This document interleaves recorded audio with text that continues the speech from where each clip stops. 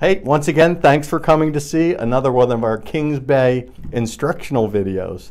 Today, we have a mortise lock or a full mortise lock. These are cast iron with solid brass faces. These are not the kind you're going to find at a regular hardware store. This is high quality. We have a couple of different things we're going to try to do today. One, we're going to try to reverse the handing, basically flipping this lever piece around. That way it'll fit into either a left hand or a right hand door.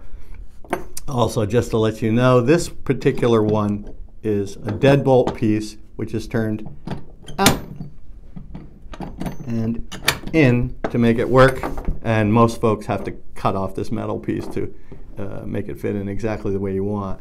So Josh is going to be taking this apart and showing you how to reverse it. Just a hint, as Josh does this, Josh is going to do this very slowly. If you hurry it, you may have some springs pop out, and then you're not going to be happy at all.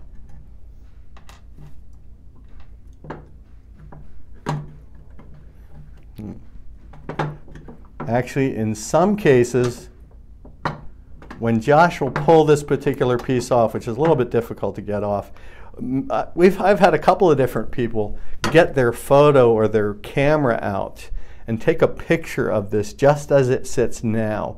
That way, if any of the springs or any other things do move around, you have a photo of it that you can refer back to. So Josh is now going to reverse the handing. He's flipping over the lever. And he's going to have a little bit of a trick here because both of these receiving pieces sometimes move a little bit, so he'll have to use special tools or whatever to line things up.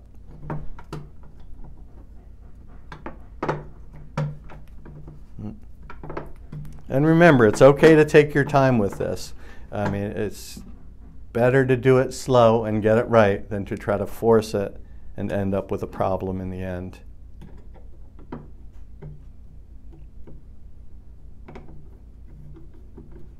Okay, all tightened down now.